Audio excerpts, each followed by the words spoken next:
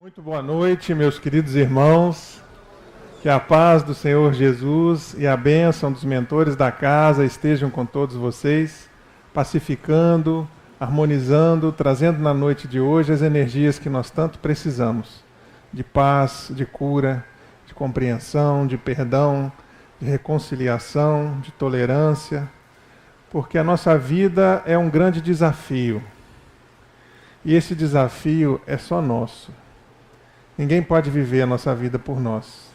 Sei que às vezes a gente tem vontade de passar a responsabilidade para os outros, colocar a culpa nos outros, responsabilizar as outras coisas, as outras pessoas e os espíritos pelas nossas falhas, mas o principal responsável pela nossa vida somos nós mesmos.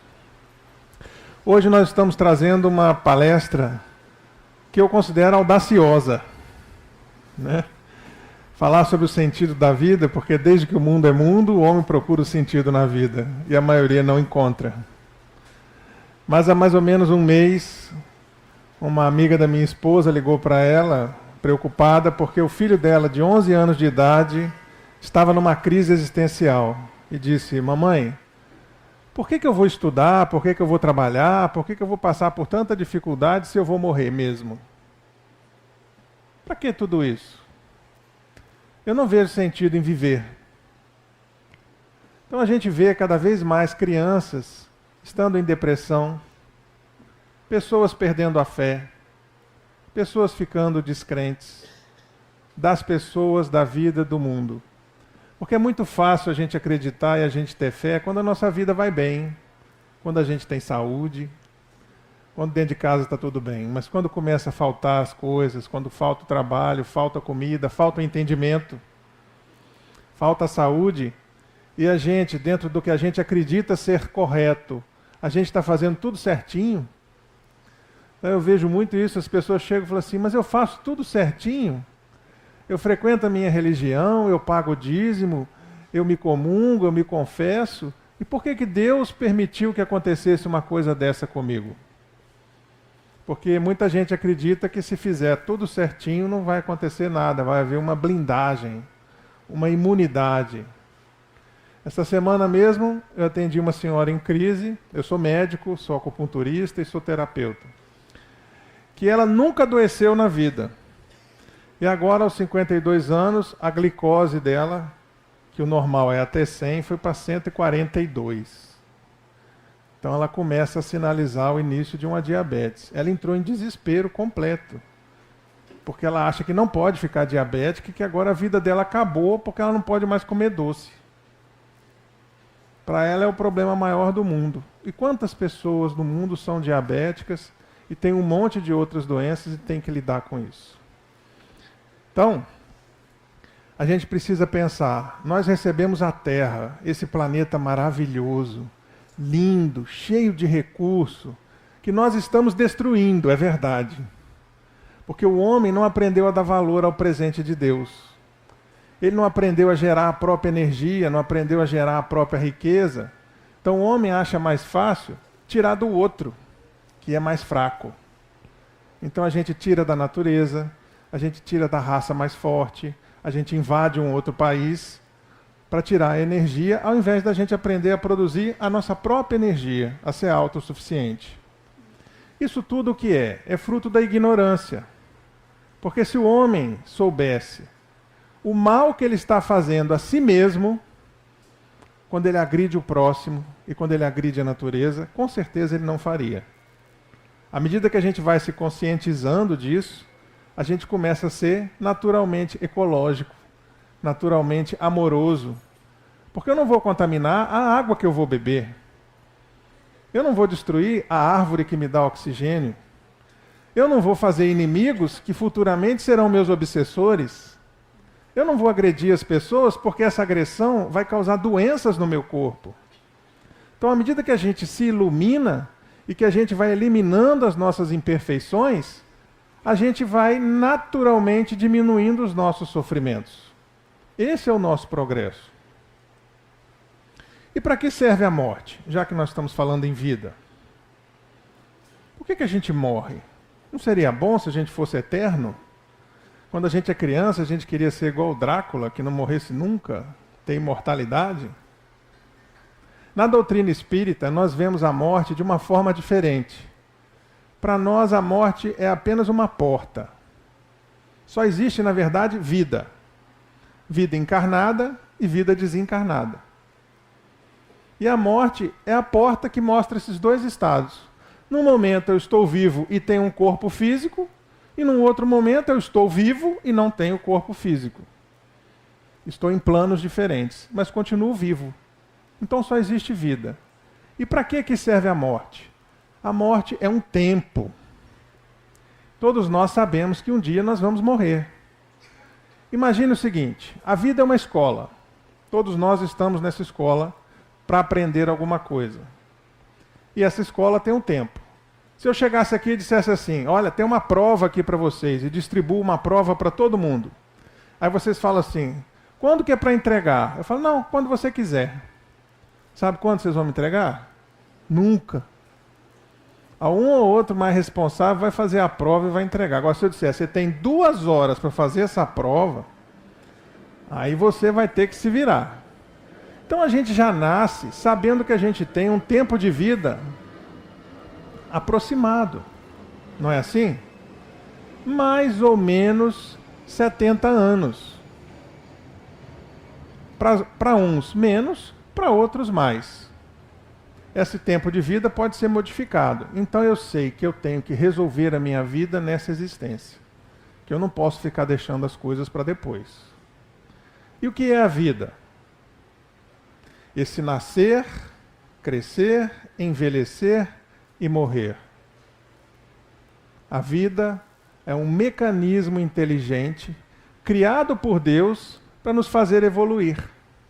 É uma ferramenta através da qual nós vamos viver uma série de experiências boas, mais ou menos, ruins, que vão ficar provocando a gente, tirando a gente do repouso para que a gente possa fazer alguma coisa. Nem sempre a gente percebe, mas quase todos os dias nós passamos por pequenos testes. É a pessoa que te provoca, é o mendigo que está ali e te pede alguma coisa, é o cara que te dá uma freada no trânsito, é uma decisão que você vai tomar, vou trair, não vou trair, vou roubar, não vou roubar, vou matar, não vou matar. O tempo todo a gente está tomando decisões. E conforme a gente vai tomando essas decisões, nós vamos plantando sementes de consequências boas e consequências ruins. Essa é a vida que nós estamos construindo. Por isso que eu digo que ninguém pode viver por você. Você é responsável pela construção da sua vida. E o que nós somos? Somos espíritos imortais, criados por Deus, simples e sem conhecimento. Os espíritos nos disseram que eles sabem que foram criados por Deus, mas eles não sabem quando foram criados e nem como foram criados. Porque a nossa mente é tão pequena que a gente não alcança certas coisas. E que estamos vivendo várias vidas, inicialmente em planetas primitivos. E Deus continua criando até hoje. O espírito não tem filhotinho. Só quem cria espíritos é Deus. O espírito não se reproduz. Quando um casal tem filhos, o casal vai fazer o corpo físico. Mas o espírito vem do plano espiritual para nascer. Aí o pessoal pergunta assim, mas se tudo aqui na Terra começou com Adão e Eva, só tinha 2, e agora tem milhões de pessoas, de onde veio esse povo? Então, esse povo veio da criação de Deus, que continua criando até hoje, e veio de outros sistemas, porque para nós, na doutrina espírita, não é só a Terra que é habitado. Quem pesquisar vai ver que o universo é imenso. A Terra é menor que um grão de areia numa praia. Há milhares e milhares e milhares e milhares e milhares e milhares, não vou falar mais para não ficar esticado, senão acaba a palestra e não consigo terminar. De planetas no universo, de sóis, de sistemas. Então, para a gente, na doutrina espírita, existem 5 tipos básicos de mundo. O mundo primitivo, que são aqueles mundos iniciais, onde esses espíritos recém-criados por Deus são colocados para nascer em corpos primitivos, compatíveis com a sua evolução. Lá eles vão viver e renascer e viver todas as experiências nesse mundo primitivo. Quando atingirem um certo grau, que já aprenderem tudo que aquele sistema oferece, eles vão nascer num mundo de provas e expiações, que é um planeta de segunda categoria, que é a Terra, é um deles. E é onde nós estamos, onde prevalece o mal sobre o bem. Então nós estamos vivendo num mundo de provas e expiações que está caminhando para um mundo de regeneração, que é o terceiro tipo de mundo, e depende muito da forma que nós vamos levar esses próximos séculos para que a gente possa transformar o nosso planeta definitivamente. E no mundo de regeneração, o bem e o mal são equivalentes. Depois nós temos os mundos bons e os mundos perfeitos, onde residem os espíritos puros. Como é que a gente aproveita o nosso tempo, então, aqui na Terra? Vivendo bem. Mas viver bem é viver muito? É viver muito tempo? Isso quer viver bem? Viver bem é ficar à toa numa rede na beira do mar? Não, né? O que é viver bem? É você aproveitar bem a sua encarnação. É você se tornar uma pessoa melhor. É você ir se aperfeiçoando e eliminando defeitos. Isso é que é viver bem. Às vezes uma pessoa pode morrer com 30 anos e ter uma vida muito mais evoluída, ter um aprendizado muito maior do que uma pessoa que chegou aos 100 e não saiu do lugar. Quantas pessoas são teimosas, ranzinzas, endurecidas e falam assim, eu sou assim mesmo. Quando a pessoa fala, eu sou assim mesmo, quer dizer assim, eu não quero mudar. Ele pôs uma pedra em cima do problema. E a gente não está aqui. A água de um rio não é a mesma.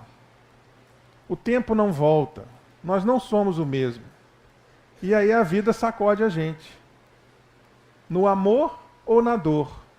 Para fazer assim, acorda, você tem que mudar, olha em volta de você.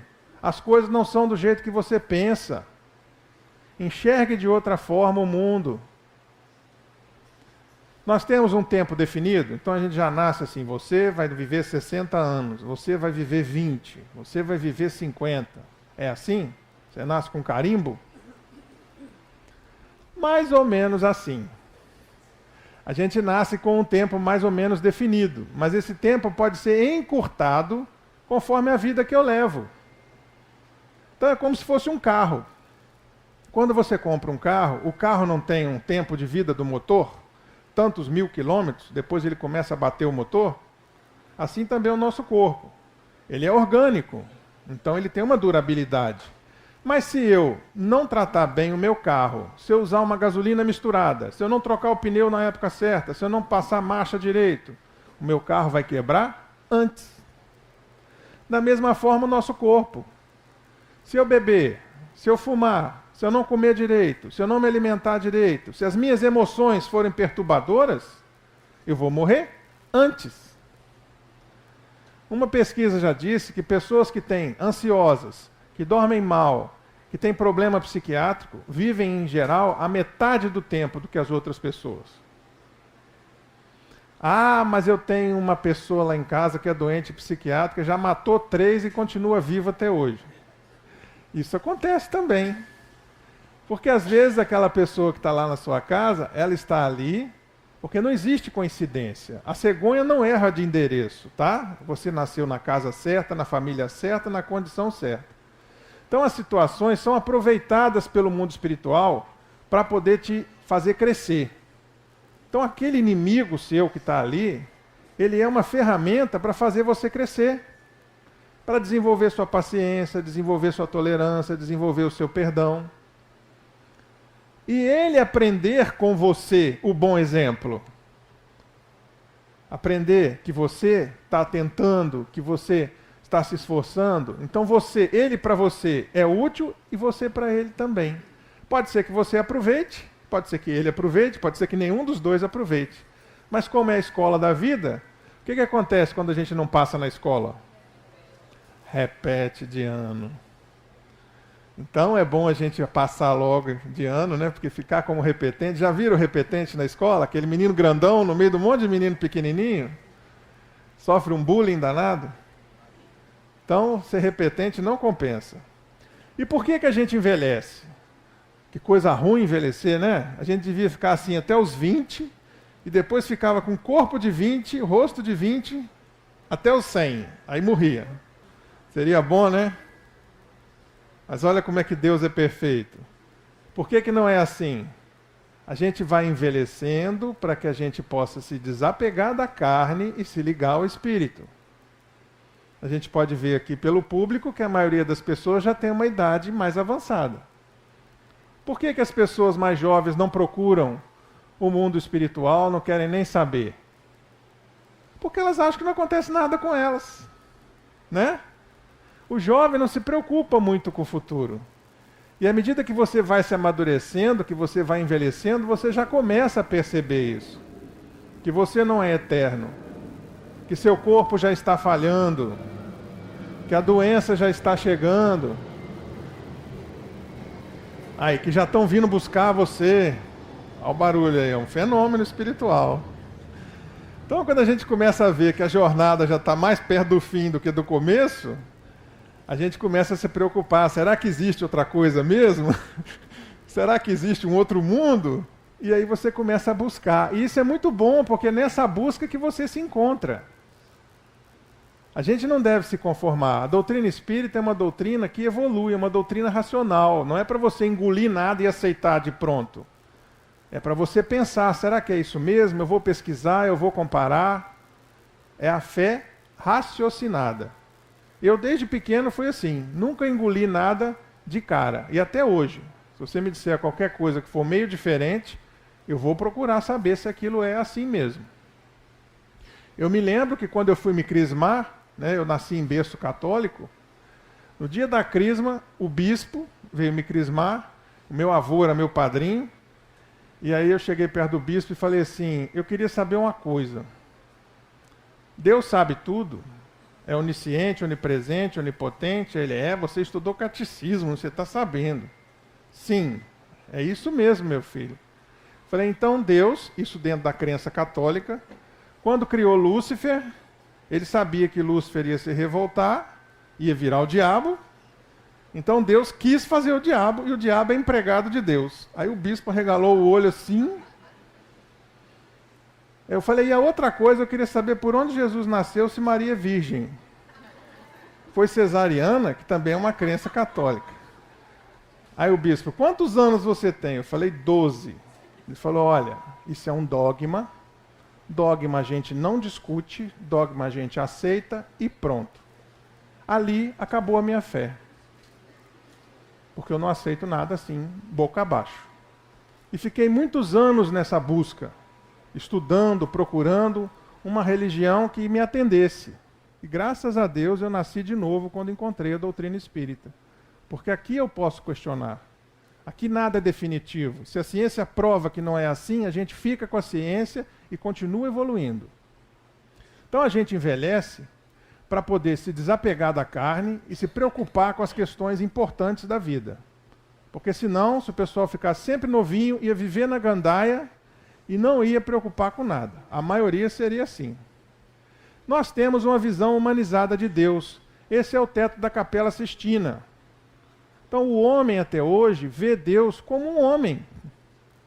Porque antigamente a gente tinha a imagem de Deus como um rei que vivia num trono, era um monarca. A maioria dos reinos eram de monarquia. Num trono dourado, com coroa, com cetro, comandando tudo. Então é essa visão que muitas pessoas ainda têm de Deus.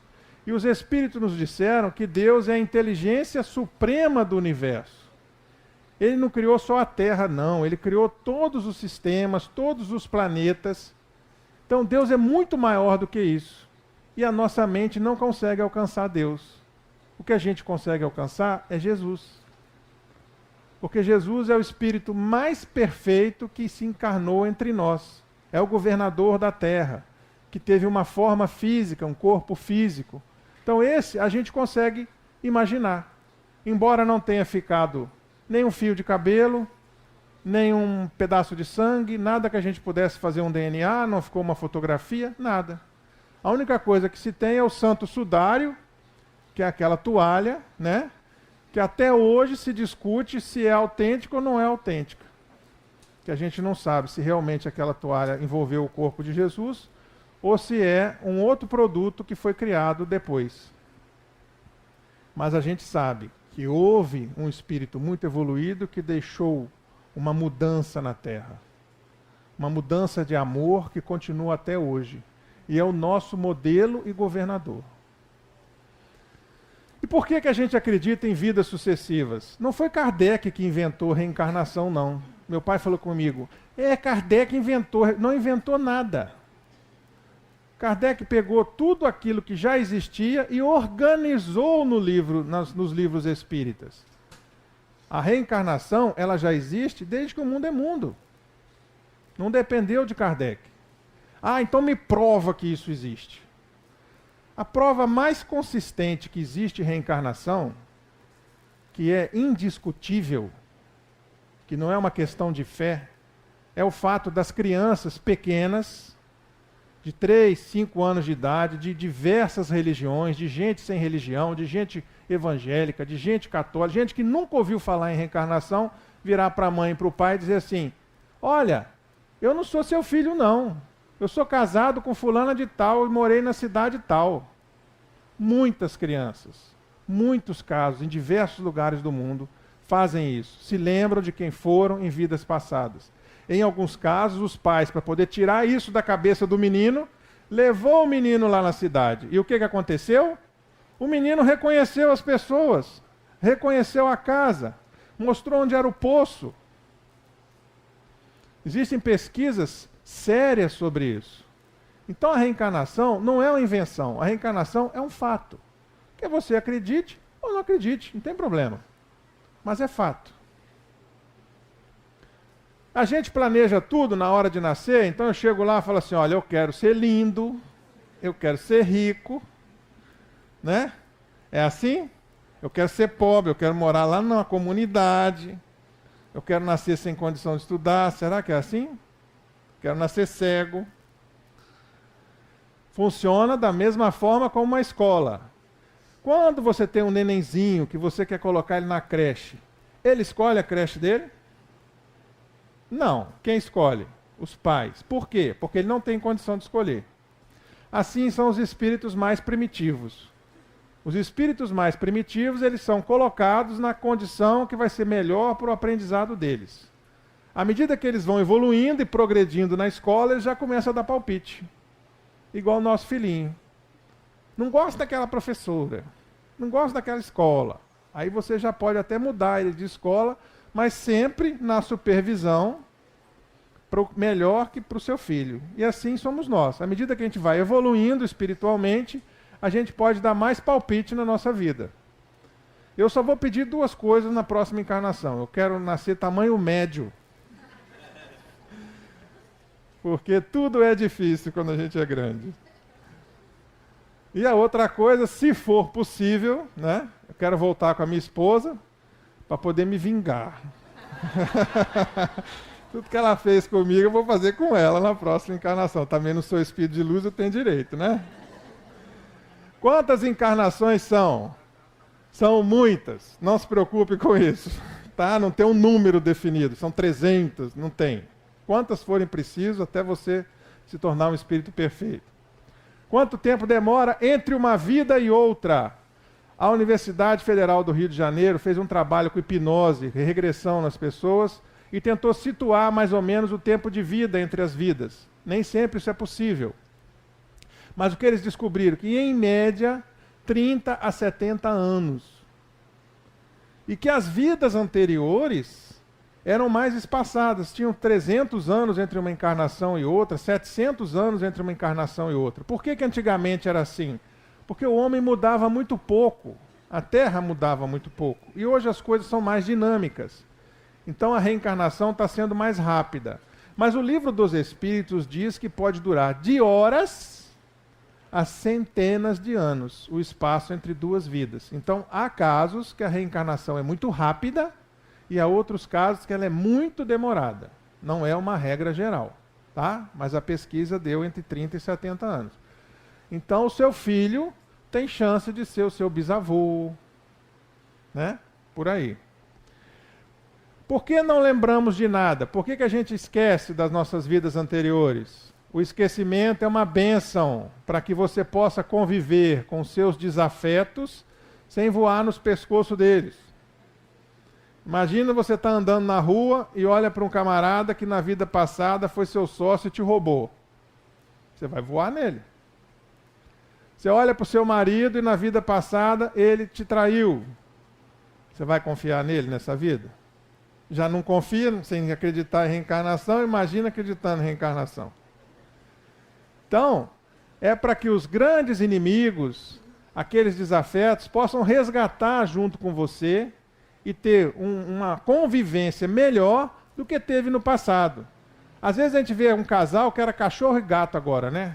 O marido bate na mulher, a mulher bate no marido, vive na polícia. Aí você olha e fala assim, meu Deus, como é que esse povo convive? Pô, já melhorou pra caramba, na vida passada eles se mataram. Agora só estão trocando tapa, já houve uma evolução. É porque a gente não pode considerar ninguém como modelo.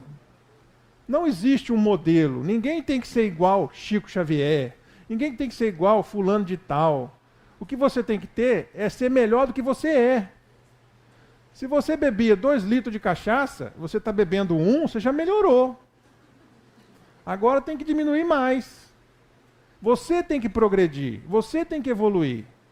Não existe um modelo para você. A gente não está correndo, competindo um com o outro. Ah, eu sou um espírito melhor do que ele, eu tenho mais luz do que ele. Não é isso não, você tem que ter mais luz do que você tinha ontem.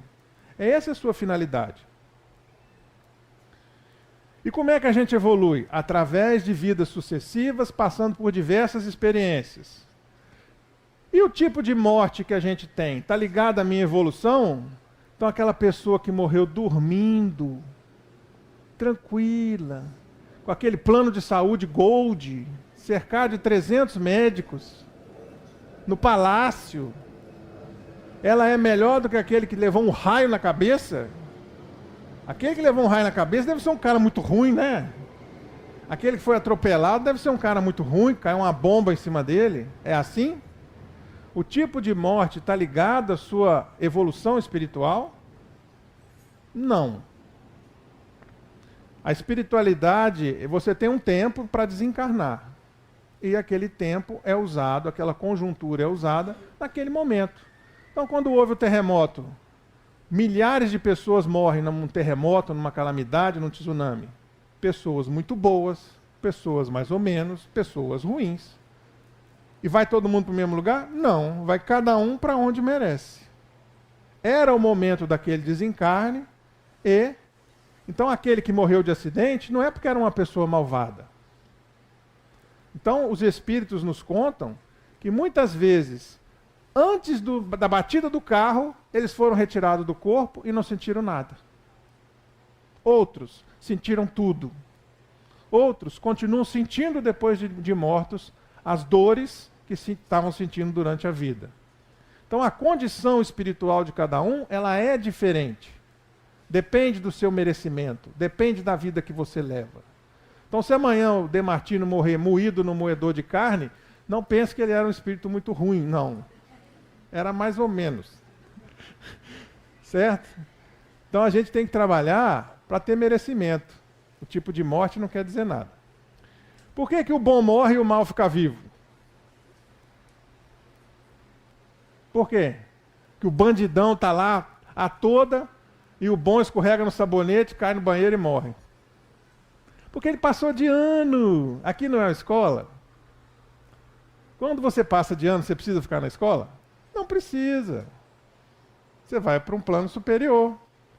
Agora, aquele que não passou de ano, às vezes eles dão uma esticada para ver se o cara aprende. Mas tem gente também que não aprende. Há casos também na espiritualidade que o espírito é recolhido antes que ele se complique mais. Então, por exemplo, numa reunião mediúnica, um rapaz tinha saído de moto e durante o trajeto de moto, ele bateu num poste e morreu. E ele era um criminoso. Então a espiritualidade deu orientação ao seguinte, que ele estava indo cometer outro crime. E aí o número de obsessores era tão grande já que eles agiram e ele desencarnou. Mas que ele ia se complicar ainda mais se tivesse chegado vivo lá no local. Então não existe uma regra geral. Cada caso é um caso. Doenças. Então por que nós ficamos doentes? Tem vários tipos de doenças. Existem doenças que têm causa espiritual. Então tem participação de espíritos encarnados e desencarnados. Existem doenças que são de vidas anteriores, que se manifestam nessa existência agora. Então, às vezes, a pessoa tem um problema no pulmão, nunca fumou, sempre se cuidou, teve uma alimentação saudável e tem uma doença pulmonar. Quando a doença não tem explicação nessa existência, é porque ela veio de uma encarnação passada. Porque a gente traz coisas do passado que a gente precisa de ter uma estrutura para poder resgatar. O sofrimento, ele não é uma tortura. Deus não castiga ninguém. O sofrimento é uma consequência da nossa imperfeição. Então, se eu sou um ser muito primitivo, às vezes aquele sofrimento naquela época não vai ser útil para mim, porque eu não vou ter condição de crescer com aquele sofrimento. Então é esperado um momento onde você está melhor, onde aquele problema você vai conseguir administrar, ou poderemos, pelo menos, tem chance de conseguir administrar aquele problema. As doenças educativas são aquelas que vêm para te restringir, para te ajudar. Então um amigo meu, já desencarnou, ele era um palestrante, vivia no centro espírita e quase não parava em casa. E ele teve um AVC. E ficou com muitas dores no braço e na perna. E a espiritualidade falou com ele que aquilo era para que ele ficasse mais próximo da família. Porque ele estava ajudando muita gente, mas a família, que era o núcleo principal, ele tinha se afastado. E ele conseguiu se aproximar da família e teve uma vida maravilhosa. E as doenças autoprovocadas são aquelas que eu causo em mim mesmo, porque a gente se complica. Você nasce com uma programação, mas você se complica dependendo da vida que você leva. Tem coisa que não era para ser, mas o jeito de você conduzir, você contraiu novos inimigos. Então não põe a culpa só nas vidas passadas, não. Essa vida agora que você está levando também faz diferença. Tem pessoas que você vai encontrar que, conforme o jeito que você leva, você faz um amigo ou inimigo. E também a sua forma de reagir. Quantas vezes você tem um aborrecimento, fica com dor de cabeça, a pressão sobe, tem diarreia, outros têm prisão de ventre. É um desequilíbrio energético provocado pela sua emoção, pela sua forma de reagir. Então, conforme a gente reage, pode acontecer isso. Tem até a história do cara que ganhou sozinho na Mega Sena. E tinha 3 pontes de safena e o coração dele já estava um fiapo. Aí chegaram perto do vizinho e falaram com ele: olha, vizinho, que seu vizinho ganhou sozinho na Mega Sena, mas nós estamos com pena de dar notícia para ele, porque ele pode ter um piripaque e morrer. Você que também tem problema de coração, dá notícia para ele com jeito, que você vai saber dar. Deixa comigo que eu vou dar notícia para ele, ele não vai nem sentir. Aí chegou lá na casa do vizinho: ô vizinho, tudo bem? Tudo bem. Você jogou na Mega Sena, né? Joguei. Imagina só, se por acaso, assim, talvez, você ganhasse sozinho na Mega Sena, o que você faria? Ele falou: se eu ganhasse sozinho, eu dava metade para você. Aí o vizinho teve um infarto e morreu na hora. Ele foi dar a notícia, ele que capotou. Então, a nossa emoção, ela pode também nos fazer mal, e é o jeito que a gente reagiu, não podemos botar culpa em ninguém. A morte. Então, como a gente viu, a morte é uma porta que a gente atravessa entre duas vidas, vida encarnada e vida desencarnada. E quando a gente está desencarnado, a gente também evolui, a gente também aprende, mas são experiências diferentes. Existem experiências que a gente só consegue viver no corpo, existem outras experiências que a gente só consegue viver desencarnado. E nós temos que passar por todas elas. Aí vem aquela pergunta básica: então eu tenho que ser homem, tenho que ser mulher? Sim. Sim, sim, sim. Que cara de espanto em algumas pessoas, né? Porque não dá para aprender tudo numa encarnação só. Então vão haver vidas que você vai nascer como homem e vão ter vidas que você vai nascer como mulher. Mas essa transição, ela não é normalmente abrupta e é uma transição progressiva sem trauma. Tá? Então, a gente vai passar por diversas existências. Chico Xavier mesmo teve existências femininas no passado, mas nessa encarnação era necessário que ele viesse como homem, porque ele ia ficar sozinho, psicografando de noite, na madrugada, e a espiritualidade achou que se ele viesse numa figura masculina, ele poderia ter mais êxito nessa encarnação. Mas o Chico Xavier era um homem muito delicado. O pessoal que chegava perto dele dizia que tinha a sensação que estava chegando perto de uma grande mãe amorosa. Porque ele teve encarnações femininas em vidas anteriores. Então já vimos para que serve a morte. E o que a gente fala para um paciente grave, para o seu parente? Você está lá, o seu parente está com câncer, está ruim no hospital, aí chega assim, meu filho, eu acho que eu vou morrer. Falou, que nada, pai, amanhã você está lá em casa jogando bola. É assim? Mentir sobre a condição da pessoa? Ou então você fala a verdade, pai, isso aqui é o caixão de que cor? Como é que a gente faz? Então, o que eu faço é o seguinte, quando eu chego nos meus pacientes, primeiro eu falo com eles, só me pergunte o que você querer saber, porque eu falo. Se você não quer saber, não me pergunte. E a pessoa diz assim, olha doutor, eu estou achando que eu vou nessa agora. Aí eu falo assim, por que você está achando isso? Você joga com a pergunta dele. Aí, não, porque eu estou aqui no hospital, eu só estou piorando, a minha perna estava inchando, o meu rim já não está funcionando direito, esse remédio não está sarando. Falei, você está preocupado com isso? Você está com medo de morrer? Eu estou com medo de morrer. Por quê? Então você vai colhendo as dúvidas e o sofrimento daquela pessoa sem dizer nada para ela. Ah, porque eu não sei se existe. Qual é a sua religião? E você vai ver a necessidade daquela pessoa e vai oferecendo conhecimento à medida que ela busca. Essa é uma forma de você fazer isso sem machucar a pessoa e sem mentir. E o que dizer às crianças? A verdade. Né? Tem gente que quando o pai morre, a mãe morre, a avó morre, fala, ah, a vovó viajou. Ela falou, não me levou por quê? A vovó virou estrelinha. Qual estrelinha que é a vovó? Então, a criança, a terra, Deus é tão perfeito que já coloca na terra a gente vendo a flor crescer, a flor murchar, a flor morrer, o bichinho de estimação. Tudo isso é uma preparação para a gente entender que na vida tudo tem um ciclo.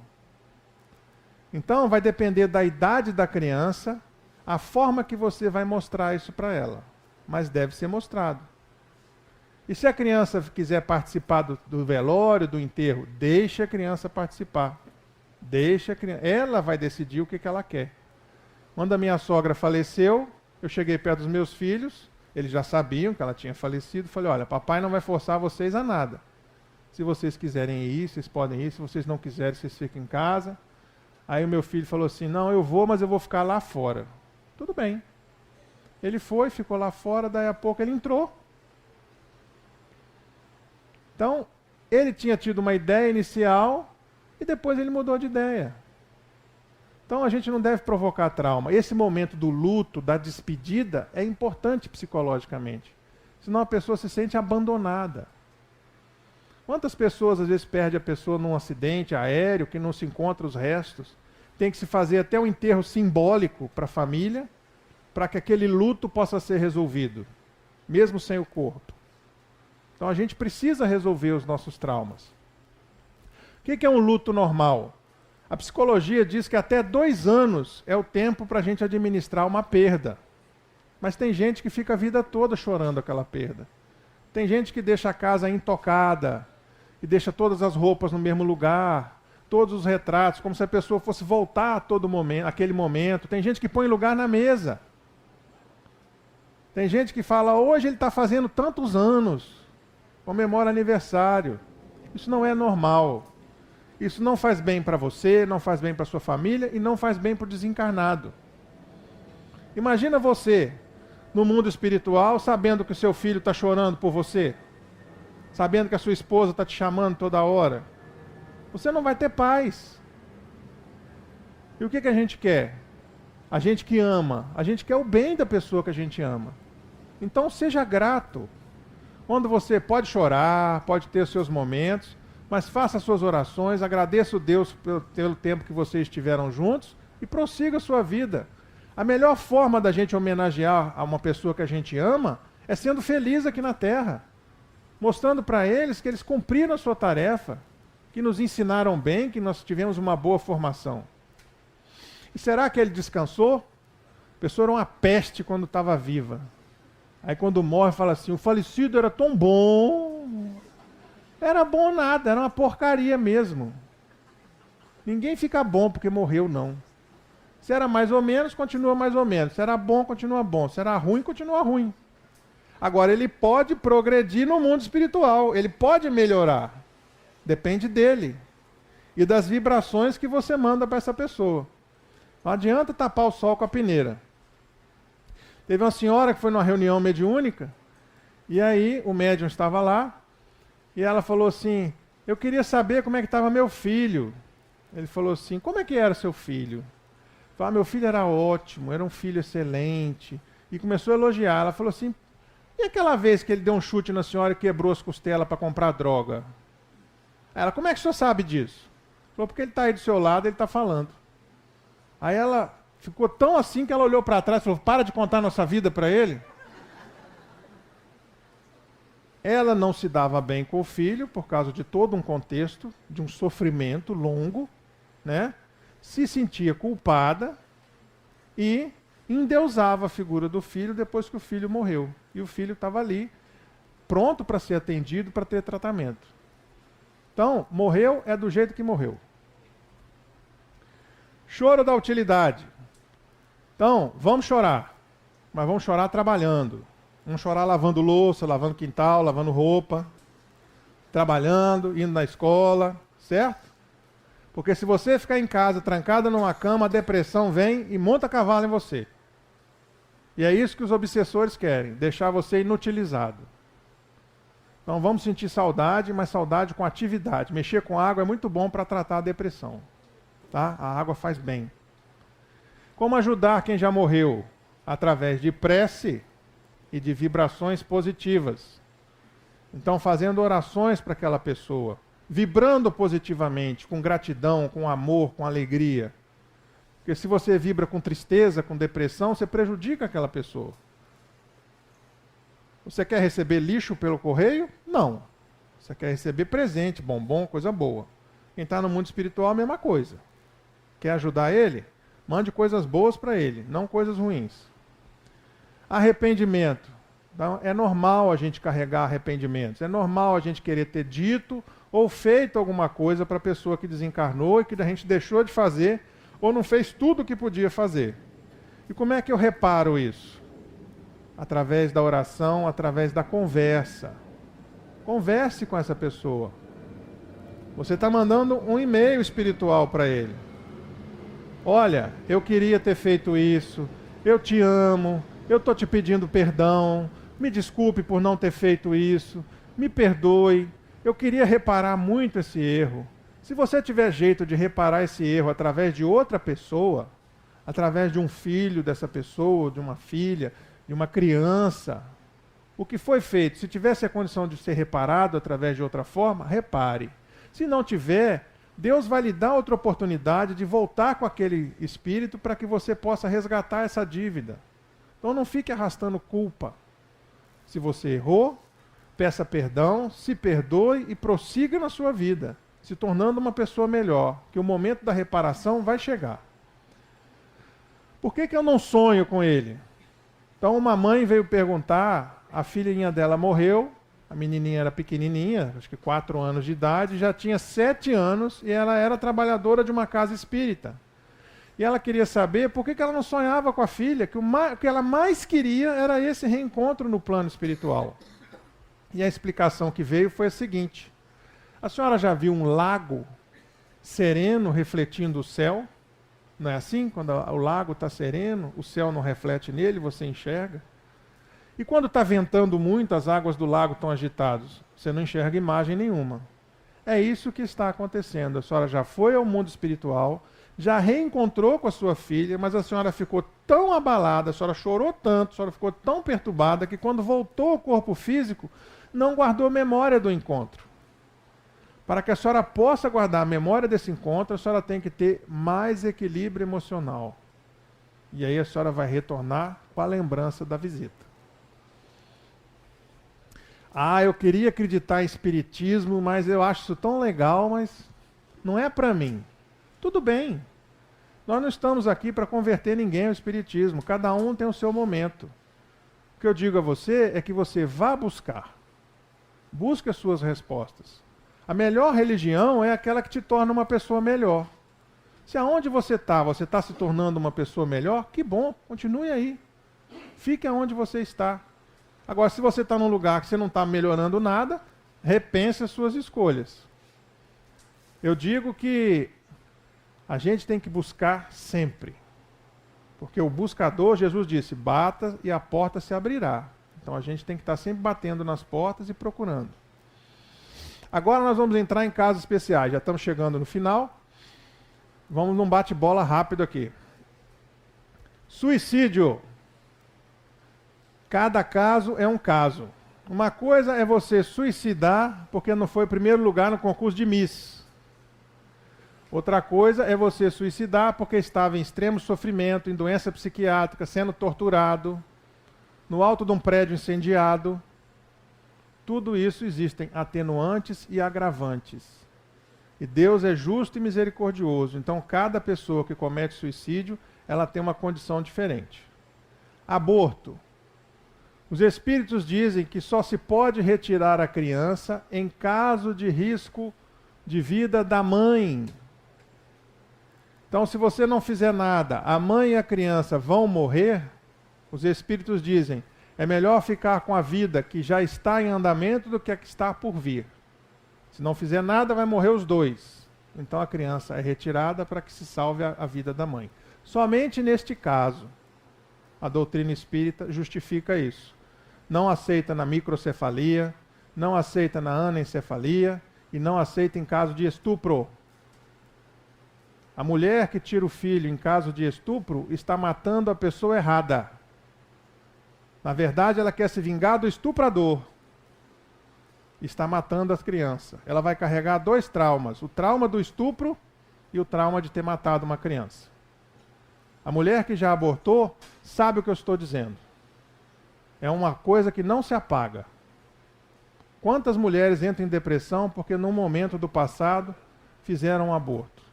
Tem tratamento, tem resgate, tem recuperação. Então aquelas que já fizeram, tem jeito. Procure se informar mais. Hoje não dá para a gente entrar muito no assunto, mas tem como você reparar esse mal. Você não sabia na época, não tinha consciência, agora você tem. Então tudo isso tem reparação. Não se desespere. Pena de morte. O espiritismo também não aceita pena de morte. Estou cansado de ver gente espírita que frequenta a casa e fica assim, tomar aquela peste, morra. Né? Tem que matar. Quando você mata alguém, aí o pessoal apontando um para o outro. Não aponta não, viu? Quando a gente aponta para alguém assim, ó, tem 3 apontando para a gente e 1 apontando para Deus como testemunho. Todos nós aqui estamos na Terra, somos pecadores, somos imperfeitos. A gente está aqui para aprender, e é isso que a gente está fazendo. Então, a pena de morte só vai tornar um assassino visível num assassino invisível. Não resolveu. A reclusão numa penitenciária, numa prisão, tem o objetivo de fazer a pessoa pensar, isolar ele da sociedade para que ele não faça mal naquele período e que ele saia com a ideia de se regenerar. Ah, mas as cadeias de hoje não regeneram ninguém. É verdade, nosso sistema prisional é muito falho, mas é o que nós temos. Então a gente não pode matar ninguém, nem fazer justiça com as próprias mãos, porque você vai carregar a responsabilidade daquele ato que você está fazendo. Doação de órgãos. Então, posso doar meus órgãos? O espírito acompanha o coração que está vivo? Quando eu ficar no mundo espiritual, eu vou ficar sem coração? Se eu doar meu coração aqui, como é que funciona isso? Respeite a vontade da pessoa. Se a pessoa falou, pode doar, pode doar. Se a pessoa dizer, não quero doar nada, não doe nada. Porque pode causar transtorno na pessoa, pode provocar rejeição no receptor. Cremação. É válido cremar a pessoa na hora de morrer ou tem que enterrar? Tem gente que tem horror de cremação. Quando fala em cremação, fala, Deus me livre. Então foi perguntado ao Chico Xavier no programa Pinga Fogo nos anos 70. Existe isso no YouTube, vocês podem conferir a imagem original. Emmanuel respondeu através de Chico que a cremação era válida e que pediu que, por precaução, se aguardasse 72 horas em câmara fria para evitar desconforto, porque existem pessoas que são muito apegadas ao corpo físico. Então, para que não gerasse desconforto, espera 72 horas na câmara fria. Já falei com a minha mulher, pode me cremar, me deixe 72 horas por garantia, que eu não sei se eu sou muito desapegado, né? É o tempo de chamar a família, do pessoal viajar para vir para o enterro, e aí faz a cremação. E sacrifício de animais, eu acrescentei essa porque na última palestra que eu fiz, vieram 3 veterinários me perguntar no final o que a doutrina espírita dizia sobre sacrifício de animal. Aí eu fui pesquisar, está dividido. Existe uma parte que diz que é válido fazer o sacrifício do animal que está com doença terminal, porque o animal é um espírito ainda primitivo e que esse espírito não teria na dor um processo evolutivo importante, então que isso aí seria aliviado no momento do sacrifício do animal. Mas já existe um outro grupo que acredita que não, que a conduta com o animal tem que ser de alívio, tem que ser dado um suporte com analgésico e que a morte ocorra pelo seu processo natural. Então deixo para vocês a escolha, porque eu não sou dono da verdade. E por último, no último tema, eutanásia. Eutanásia é quando uma pessoa está com uma doença que vai morrer, né? E você injeta um medicamento, faz alguma coisa que mata a pessoa antes da hora. A doutrina espírita é contra isso. A morte deve seguir o seu curso natural. Nenhum de nós é dono da vida. Então, se há o recurso, esse recurso deve ser utilizado. O sofrimento deve ser amenizado até o fim. Não se mata ninguém. Os espíritos que foram mortos dessa forma, tem o caso de uma mãe que o filho era médico, aplicou uma medicação e ela morreu. Ela estava com câncer, e ele ficou com pena do sofrimento da mãe, aplicou o medicamento. E ela, quando acordou no mundo espiritual, ainda estava sentindo as dores do câncer. E aí informaram que ela estava na enfermaria com as dores do câncer, porque ela ainda morreu carregando as energias da Terra, que ela ia perder naqueles últimos dias de CTI, ia sair no mundo espiritual em outra condição, mas como ela morreu antes do tempo, ela ainda ia ficar um tempo no mundo espiritual com aquele sofrimento. Ignorância, né? O filho achou que estava fazendo uma coisa boa, mas não estava fazendo uma coisa boa. Então eu encerro com a seguinte história. Alguns já devem conhecer. Houve um homem que era a favor da eutanásia. Era um estudante de medicina e sempre defendia que a morte devia ser aliviada. Ele chamava-se Tadeu Merlin. Ele se formou médico. E num subúrbio pobre, uma senhora estava dando à luz ao 8º filho, num casebre. E a parteira, vendo que o parto estava muito complicado, ela liga para o hospital e pede que mande um médico porque ela não estava conseguindo e ia morrer a mãe e a criança. E o médico recém-formado, Tadeu Merlin, foi chamado a esse casebre. Quando chegou lá, a parteira virou e disse assim, pois é, ela é uma louca. Ela já é pobre desse jeito, não conseguia sustentar os 7 filhos, o marido deixou ela e agora ela engravida do 8º. Falei com ela que era para tirar, mas ela não quis tirar. Agora o senhor fique com ela aí que eu tenho outras coisas para cuidar. Tadeu olhou para aquela situação, se compadeceu e pela primeira vez, embora não fosse religioso, pediu a Deus ajuda para fazer aquela criança nascer. A mulher já estava exausta, não tinha mais forças para o trabalho de parto. Ele aplicou as injeções e com alegria viu que as contrações começaram a vir e foram crescendo e a criança nasceu. Tadeu se encheu de alegria, agradeceu a Deus por aquele gesto, mas quando foi olhar, viu que a criança tinha um pé torto, era coxo de uma perna. E pensou, que desgraça, pobre e aleijado. Que futuro vai ter essa criança? Vai ser chamado de aleijado, não vai conseguir trabalhar, vai esmolar? Eu vou aliviar o sofrimento dela. ela está dormindo, não vai ver nada, eu aplico uma injeção letal e termino o sofrimento dessa criança. Era o que ele acreditava. E quando foi preparar a injeção, uma voz veio na sua consciência e disse: que poder tens tu para decidir sobre a vida de alguém? E essa voz foi tão forte que Tadeu Merlin recuou e foi embora. E deixou a criança com a mãe. Os anos se passaram, Tadeu casou, teve uma filha, a filha cresceu. O pessoal está ouvindo bem? Então continuamos. Tadeu casou, a filha cresceu, se tornou médica, casou com outro médico e teve uma netinha linda, que era o xodó dele. Um dia, toca o telefone, era a polícia. Olha, houve um acidente de carro e um casal foi queimado no carro. Nós encontramos os documentos da sua filha e nós queríamos que o senhor viesse reconhecer o corpo.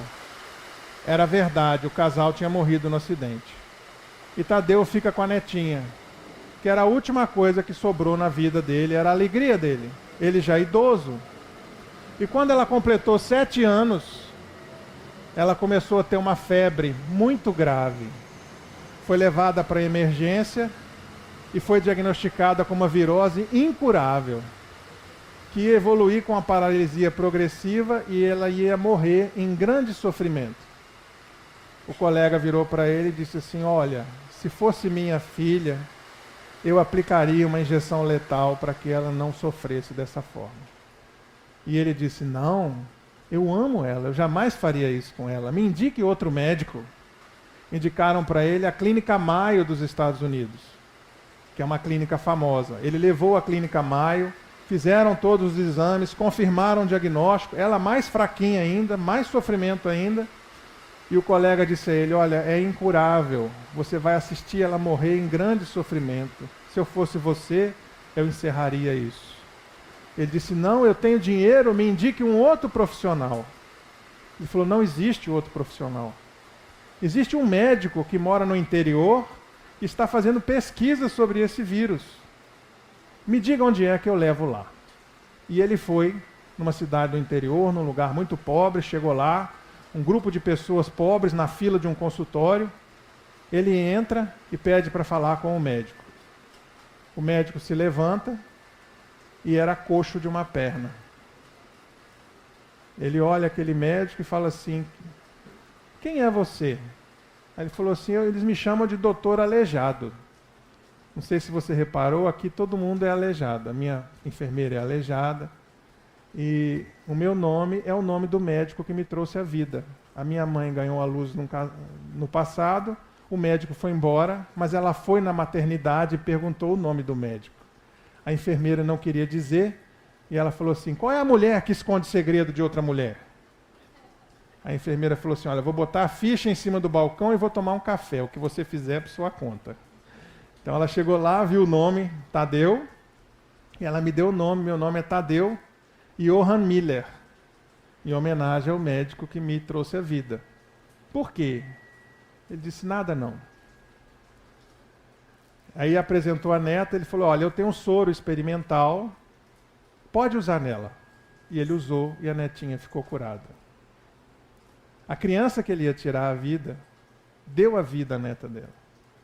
Então nós não somos donos da vida de ninguém. Nós não temos poder de decidir sobre a vida e a morte. Nós temos que fazer a nossa parte, acreditar em Deus, procurar ser cada vez pessoas melhores, para que a gente possa tornar a Terra nesse mundo de regeneração. Mas dentro de cada um de nós, a gente pode encontrar no dia a dia pequenos momentos de alegria. A vida não é só sofrimento, a vida não é só tristeza. A vida pode ser muito boa se você souber olhar para ela. Eu procuro comparar a vida como uma rosa. A rosa tem as pétalas, a rosa tem o perfume, a rosa tem os espinhos. A que parte você dá mais valor? Eu fico com as pétalas, a beleza e o perfume. Sei que os espinhos existem e que vão vir, mas cada dia é um novo recomeço. Somente a luz do conhecimento pode afastar as trevas da ignorância. Procurem saber mais, procurem pesquisar, leiam mais livros. A palestra são gotinhas que vocês recebem de sensibilização. que cada um de vocês possa sair daqui hoje com vontade de acertar, com vontade de começar de novo, com vontade de perdoar, um pouco mais tolerante, um pouco mais paciente. Eu agradeço a oportunidade da palestra. Que Jesus abençoe a todos. Eu sou escritor também, né? Tenho material lá atrás. Quem quiser conhecer o nosso material, tem livros, tem DVDs. Então, fica ali à disposição de vocês. Livros com várias palestras minhas, esse livro azul. Um livro que fala sobre prosperidade sadia e ética, que é uma fábula muito agradável, é um dos melhores livros nessa área de educação, para jovem, para adulto.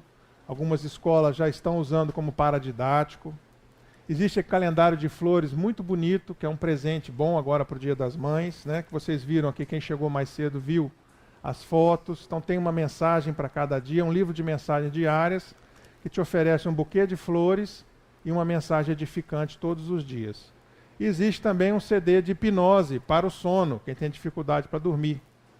Né? Então é um CD de auto-hipnose. Você vai colocar e vai entrar num sono mais profundo. Quem usa remédio para dormir ou quem quer ter um sono melhor, vale a pena experimentar. Ficarei ali próximo da mesa para responder alguma pergunta que os senhores ainda tiverem.